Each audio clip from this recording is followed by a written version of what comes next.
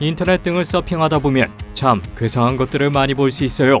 분명 포토샵으로 합성된 이미지들이겠죠. 글쎄요, 저희는 실존하는 독특한 하이브리드 동물들이 있기에 그런 걸로 여러분을 속이지 않을 거예요. 여러분이 진짜라고 믿지 못할 놀라운 하이브리드 동물들을 보여드릴게요. 이제 편안히 앉아서 10가지 놀라운 하이브리드 동물들을 만나보세요. 하나, 조스. 먼저 조스가 이 리스트의 첫 번째 후보인데요. 실제로 제브로이드라고 하는 얼룩말을 조상으로 하는 말 하이브리드의 일종이라고 해요.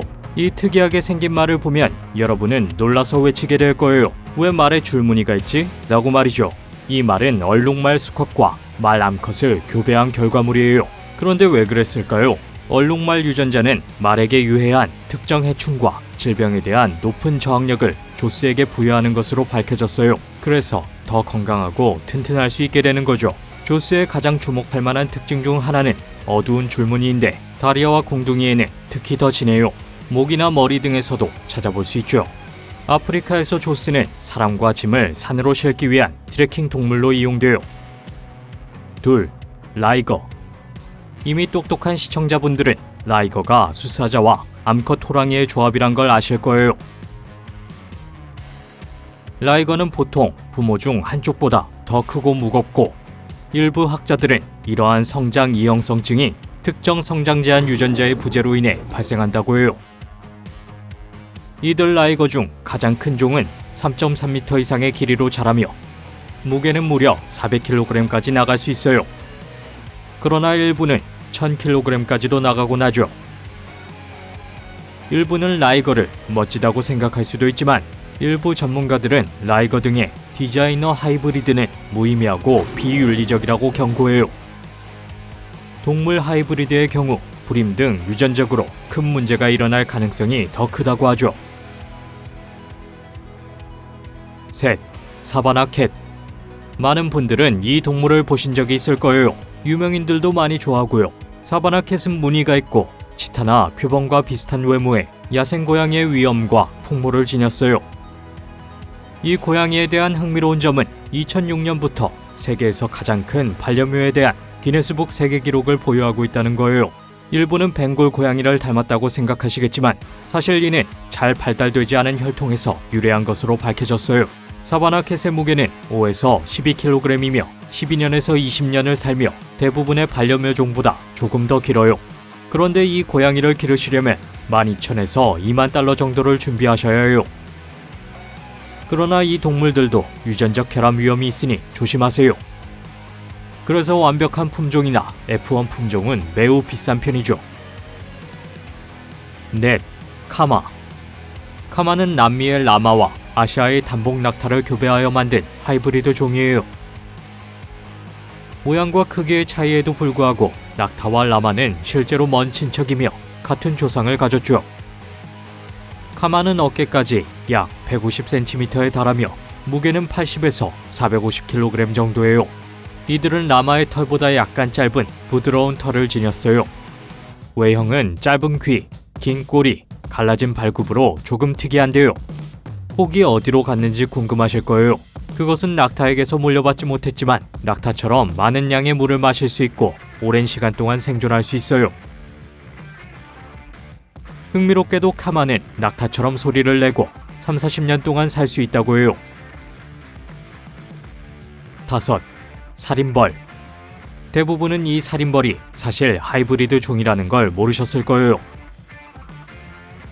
일부 분들은 화난 구름 벌떼가 도시를 공격하는 1978년 영화 스웜을 보셨겠죠. 거기에선 수백 명의 사람들이 공격을 당하고 말죠. 어떤 이들은 그것이 순전한 허구이며 자연에서는 결코 일어날 수 없다고 하죠. 그러나 이것은 실제로 지난 10년 동안 살인벌이라고 불리는 벌을 통해서 종종 일어나곤 했어요. 이들의 조상은 아프리카 사하라 사막 남부에서 살았어요. 이들의 이름인 아프리카와 벌은 실제로는 사고의 결과물인데요.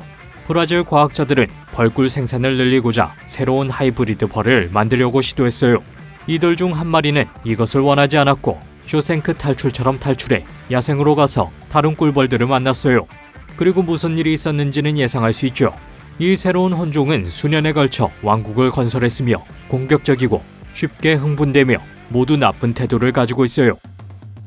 그러나 이 벌은 아프리카 대륙에서만 발견되는 게 아닌데요. 1990년 10월 남부 텍사스에서 살인벌 한 마리가 발견되었어요. 그리고 이들은 더 큰 무리로 공격하고 꿀과 밀랍을 덜 만들며 높은 소리를 싫어하며 쉽게 벌떼를 형성하곤 하죠. 이 벌떼에 휩싸이면 치명적인 공격을 당할 확률이 75%라고 해요. 6. 타이곤. 앞서 이야기한 라이거와 마찬가지로 타이곤은 호랑이와 사자를 교배하여 만들어졌는데요. 이 타이곤은 미국에 있는 단 수십 마리의 타이곤 중 하나예요. 호랑이의 머리, 호랑이의 꼬리에 사자의 몸을 가지고 있죠. 그런데 이 동물이 가진 장점은 아주 아름다운 반점과 줄무늬가 혼합되어 있다는 건데요. 이 타이곤의 이름은 라자이고 야생에서 거의 나타나지 않는 희귀 품종이에요. 타이곤은 보통 몸 길이가 240에서 270cm 정도예요. 이들의 역사는 20세기로 거슬러 올라가며 1920년대에는 여러 영국 신문이 동물원에 있는 이들에 대한 이야기를 보도했어요. 1936년에서 1938년 사이에 런던 동물원과 맨체스터 동물원에 모두 타이곤이 있었죠. 그중 모우드라는 유명한 타이곤은 1930년대와 1940년대 영국 맨체스터 동물원에서 살았어요. 이들은 모두 인도에서 태어났으며 영국 왕실에 진상되었어요. 7. 홀핀.